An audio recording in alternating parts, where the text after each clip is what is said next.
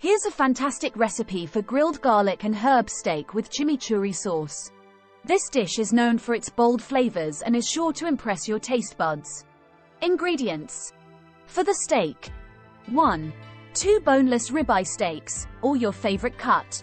2. 4 cloves of garlic, minced. 3. 2 tablespoons fresh rosemary, chopped. 4. 2 tablespoons fresh thyme, chopped. 5. 2 tablespoons olive oil. 6. Salt and black pepper to taste. For the chimichurri sauce. 1. 1 cup fresh parsley, finely chopped. 2. 1/4 cup fresh cilantro, finely chopped.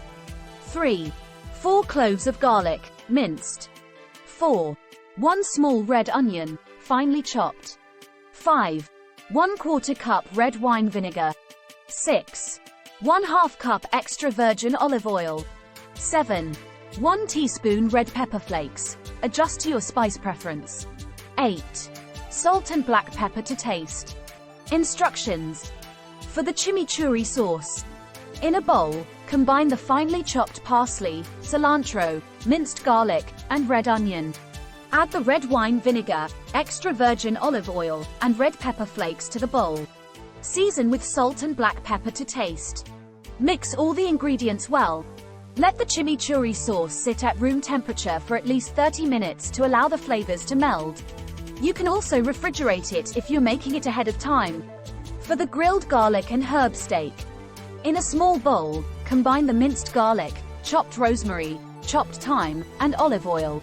This mixture will be used as a marinade.